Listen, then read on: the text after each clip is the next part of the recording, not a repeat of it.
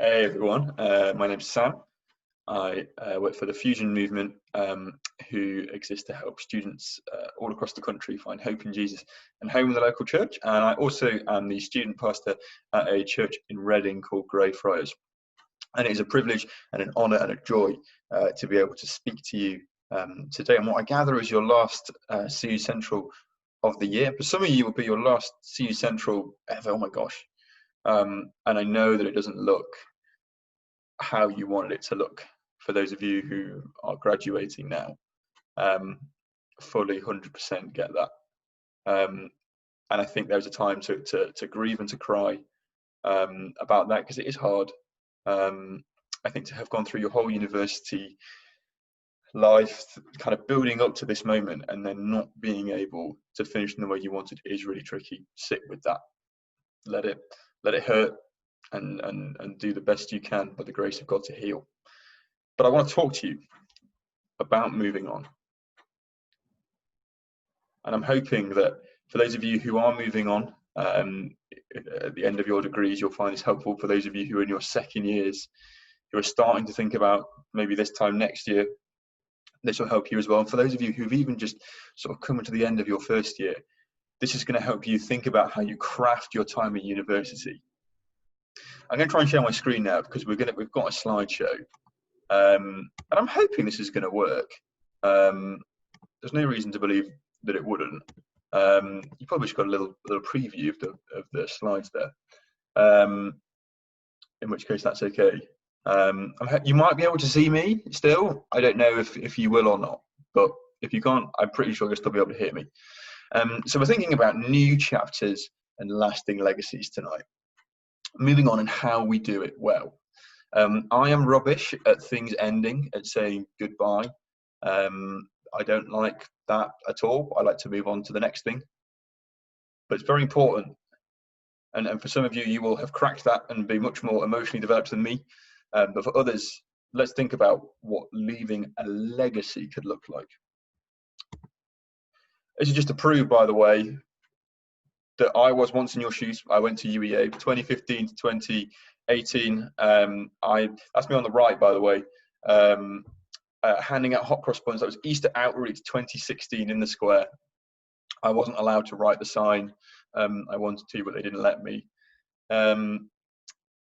Because one moment you're in that place, you're in the square, you're handing out hot cross buns, and the next minute you're standing outside the house where you lived for 2 years with your housemates. And it's all over. This is the day that we moved out. This was our house. We lived on Earlham Road. And then my wonderful housemates again. I'm the one on the left. And it ends. And in that moment, I remember standing there on that day, and the emotions were kind of weird.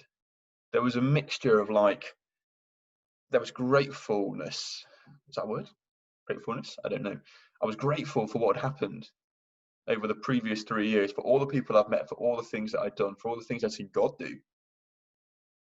I'm sad it was over. And I was uncertain about the future. And that was in both a good and a bad way. Like, the future is coming and we don't always know what it holds, and that can be kind of scary. But I think also there is excitement in that. And if you're someone who's like, oh no, the future is uncertain and I don't want to really touch it or go near it, think about how you can find excitement in what is uncertain. I want to start by thinking about legacies. This is a really interesting picture. So this is a baseball team. I think it's the Atlanta Braves, but this is a baseball team, and as you can see, they are all wearing the same number.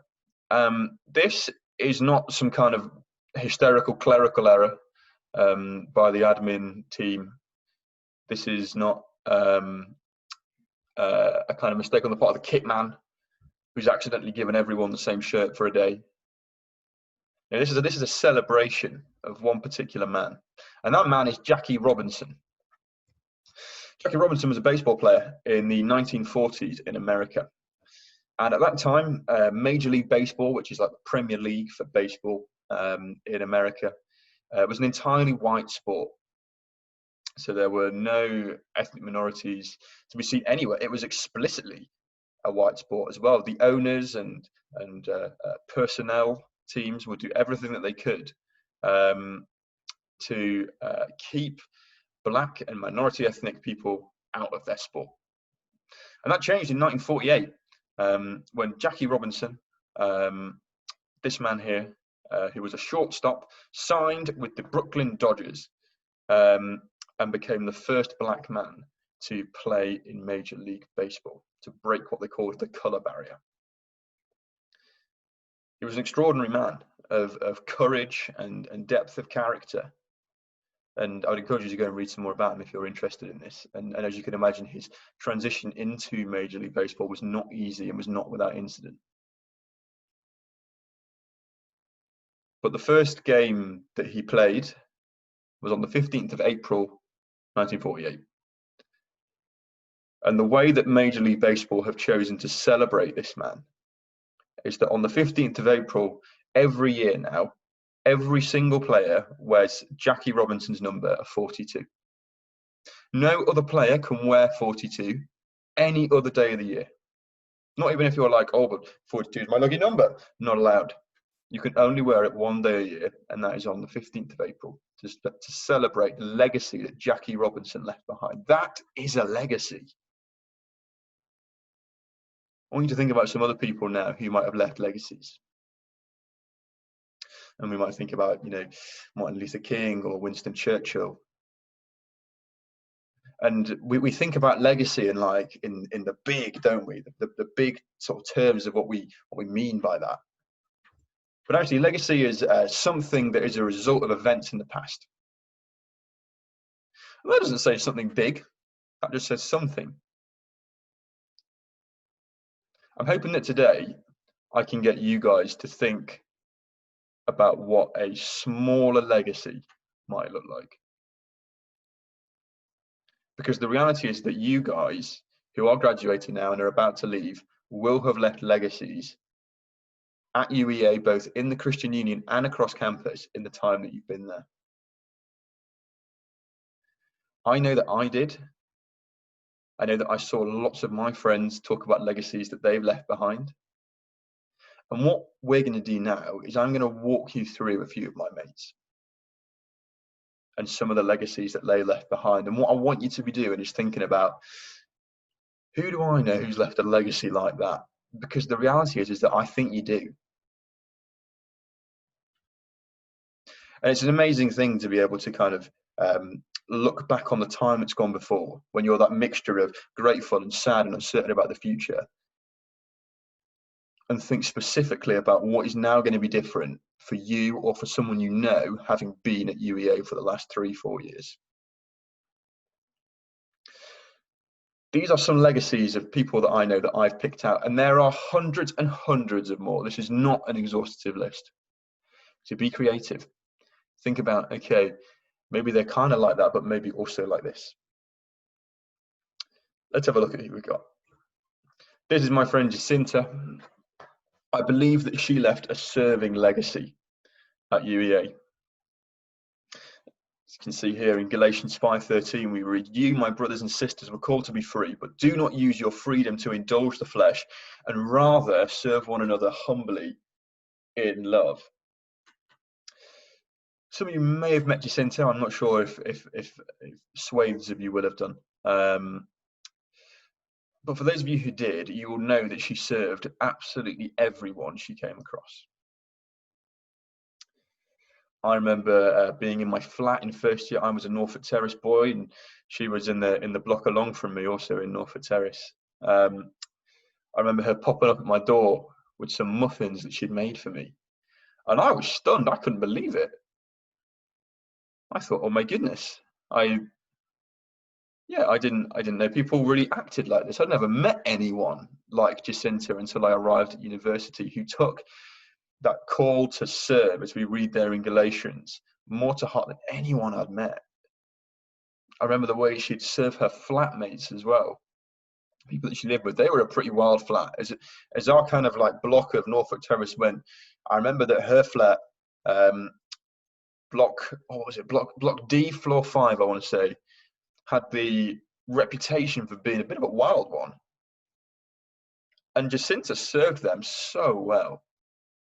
In the needs that they had, as she would clean, as she would do the washing up without being asked, just because she thought that she was being called to serve them that way. I remember people in her flat who sustained injuries, and Jacinta sitting in accident and emergency for hours on end with them. It's an amazing picture of what service looks like. And here's the kicker. I think that as a result of the way that Jacinta attended UEA and lived and loved everyone by serving them, had an impact not only on the CU by people who saw Jacinta and thought, I want to be more like that, but also on the campus itself. The people that Jacinta served who don't know Jesus yet will be impacted by that. And they'll be called to a higher level of service. They don't even know why, but they are being called to a higher level of service. I think Jacinta left this legacy behind at UEA. I mean, you can look at the Christian Union now and you can see ways that she's left that legacy. I remember when she'd run events and when people attended and came along, that she would paint thank you cards for people to say thank you for serving. And that's that kind of like weird circle of service then, is Jacinta thanks those who've been serving her and the rest of the CU. So that's the first one that I've picked out. Think about, who do you know who could have left a serving legacy? The second legacy I want to look at is a prayer legacy. This is my mate Robin. We are sat in Pedro's there. I think Pedro's is gone now, which is very sad. But we were sat there in Pedro's. I remember, if you've ever been to Pedro's, it was like Mexican food, but like all of it was so greasy. I don't know what they did. It all kind of looked and tasted the same. But the weird thing was, I didn't hate it either. So that's Pedro's. But anyway, prayer legacy.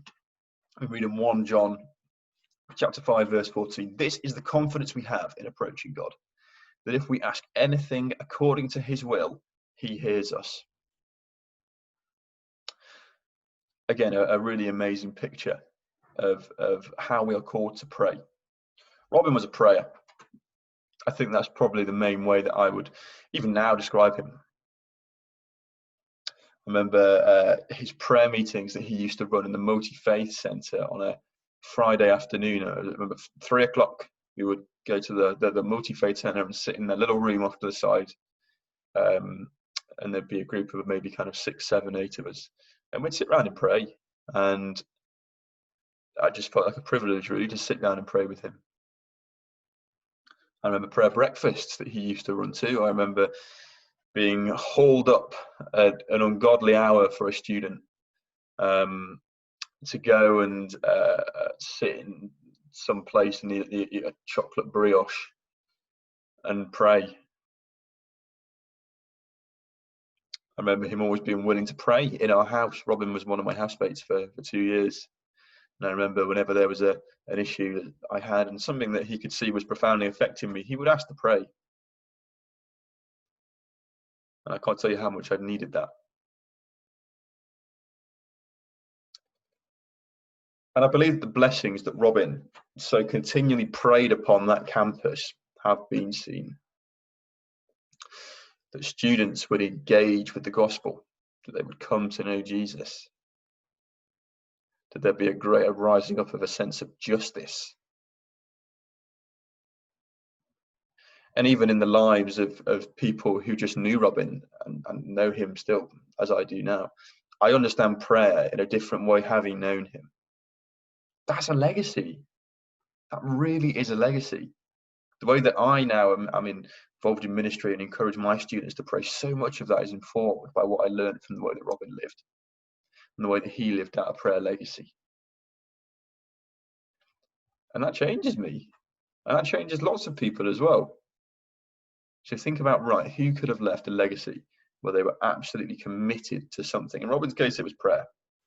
But what else, maybe, have people had communicated to them through the way that Robin, or the way that someone has lived? Here's another one. I want to talk about justice now. This is Zoe. And Zoe lived for justice. It's interesting because at UEA, I know that obviously a lot of you have justice on your hearts. A lot of you are studying international development, or at least know people who are. In Hosea 12:6, we see that we are called to maintain love and justice and wait for your God always. Zoe really, really, really lives for justice. I can, for having recording this now, I had a conversation with her last night about some of the stuff that we're seeing in America with systemic racism, but also across the world and in the UK, and talking about why things are the way they are. Justice is something that Zoe studied, so she was a dev student as well, but it's also something that she lived and something that informed her day-to-day life. I remember she was committed to ethical practices. She might tell me off for saying this, but I'm fairly sure that cardigan came from a charity shop. I remember her attitudes towards food waste were kind of, in my mind, radical as well. And that's the thing, like, I now understand justice in a completely different way for having known Zoe. So the conversations that we'd have, and from me noticing things about the way that she was living her life, I would ask, why is it that you don't throw any of that stuff away? What's going on there? Why is it that you have that brand of shoe? I'd never seen that brand of shoe before. And the ethical way that Zoe lived, therefore, compelled me to think about it as well and look at my own life through a lens of justice. To recognize more of my own privilege. To recognize some of the things that I've just will never understand. And this is stuff that, Zoe is in that position as well, of recognizing privilege and never understanding, but the fact that she calls others around her to understand that through very, very small things, just about the way that she lives her life, is really important. I think there's probably quite a few people that you can think of when I talk about a justice legacy. Let's see what our last one is. So I'll talk about a loving legacy finally. And this is kind of like, you can kind of wrap all the other ones up in this one, but I wanted to include this one specifically. So this is my mate, Tom. This is my favorite picture of us together because it looks like he's doing something very important with his left hand here. Like he's putting something on a calculator or not. That's not true. He's actually mopping up gravy with his finger. If you just go and have a little look there, he is going around the side of the plate with his finger to make sure he gets all the gravy. We read in 2 Corinthians 5:20, we are therefore Christ's ambassadors, as though God were making his appeal through us. We implore you on Christ's behalf, be reconciled to God. Tom was a real ambassador for Christ on campus. He had extraordinary levels of commitment to the Christian Union. He was your pres, I know, but also had extraordinary levels of commitment to other societies and to other friends. He was the captain of the table tennis team for a good while. He presented shows on Live Wire and did other stuff in the media centre. Tom was well known on campus by a lot of people.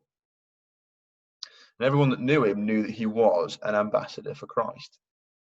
Someone who took what they'd read in the Bible and kind of understood about Jesus and tried to mirror it and reflect it in their own lives, as if they were acting almost like on a as a proxy. It's the way that an international ambassador does. He is the representative of a country in another country. Tom was a representative of Jesus at UEA, and explicitly was as well.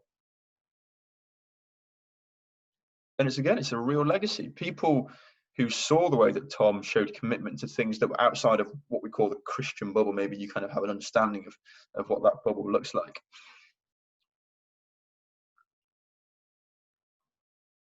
And they see these people who look at Tom and think, okay, maybe I need to kind of commit more here to this group of friends who don't know Jesus. Maybe I need to spend more time in a society that are doing something that isn't meeting every Tuesday and worshiping Jesus, which is amazing, and committing to sharing his name. As good as that is, there are so many other opportunities at university that we can get involved with and actually should be involved with. Who do you know who embodied this well? Who made a real point of maybe living with people who weren't Christians? Who said, I'm going to be part of this society, and one of my main aims in that is to be an ambassador for Christ. Who just sort of found themselves in a society, like a sports team or something. And then as time went on, grew into it and realized that, oh, okay, actually, yeah, I can be someone who is living for Christ here. I want you to think about who was loving those people around them by being an ambassador of Christ. Think about the woman at the well. She was a woman in extraordinary amounts of need when Jesus meets her, both socially and practically. She's out in the middle of the day to collect water. She's ostracized by other people in her community. And what does Jesus choose to give her? He gives her himself. He looks at all the need that this woman has and thinks, but what does she need more than anything else? And it's Jesus. It's him. Who do you know who's loved people on campus that way? As I said at the start, these are just 4, and it's actually the tip of the iceberg. Here's our CU. That was weekend away 2016. Yeah, weekend away 2016. That would be.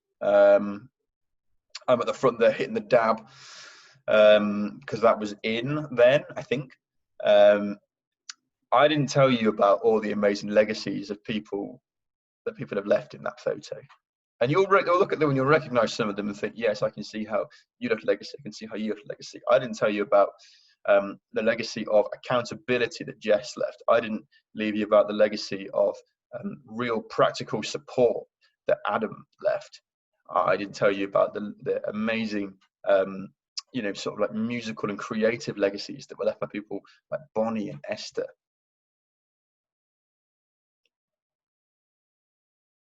And you need to be thinking now about, okay, who do I know who's left something that I was kind of always like impressed by, or at least noticed it. Again, it doesn't have to be any of the ones that I previously mentioned. You could just think of someone and think, yeah, I know that they've left a very particular legacy in the way that it's changed both the campus around them and our Christian Union. That when new people arrive in September, it will be a different dynamic and it will be a different vibe, obviously, because those people are gone. But the things they embody, the things that were important to them, will remain and live on in those of you who are still in that CU. And I want to get you thinking about that now, really kind of intentionally. I want you to write down 3 names of people from the UEA CU who you think have left particular legacies. And as you do that, I want you to be thinking what those legacies are and write those down next to the names as well. I'm just going to give you a little bit of time to do that. I'm in no rush because I'm just sat in my bedroom. Maybe you can pause it here as well if you want to add a little bit more time or not. Whatever you want to do is fine. And then once you've got those names written down and what you think those legacies might be, here's the challenge. It's time to share. So Hebrews 10:24 says, and let us consider how we may spur one another on toward love and good deeds. People can share now if they want. I don't know what you guys want to do with the time after this talk. People can throw some legacies that they think particular people have left out into the mix. But I want you to message every name that you've written down, and I want you to thank them for the legacy that they've left behind, because that will be an enormous amount of encouragement to those guys who are in their 3rd years who are about to graduate in this really kind of like strange and painful situation. To receive a message to say, hey, thank you for living like this and for leaving this particular legacy. We would not be the same without you. That'd be an amazing thing.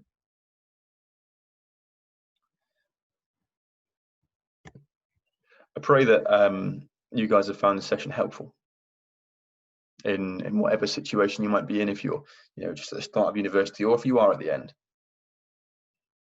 I pray that if you were kind of like really sad about the process of moving on right now, you're maybe now thinking at it or approaching the subject from a different side.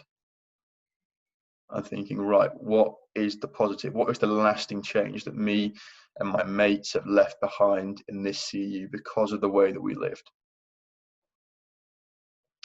I'm going to pray to finish, and then I'll let you carry on with your meeting. Holy Father, thank you that even after we're gone, we can leave legacies of the way that we lived and the things that matter to us. Father, I thank you for this UEA CU, for all the amazing work that they've done, Lord, for every single student who has heard the gospel who might otherwise never have. And Father, for those students who are at the end of their time, who are now going to be moving on and doing it, Lord, in a way which is not what they at all expected, I pray that tonight they might be thinking about the ways that they got involved with the CU in a sense that is bigger than the 3 or 4 years that they spent at UEA. That actually now 2, 3, 4 years down the line, that they could do a talk like that one and say, here are some of my mates. This is the way that they served at Christian Union. And this is what changed both in the CU and across the campus as a result. Father, I thank you for each and every one of these servants. Amen. Guys, bless you all.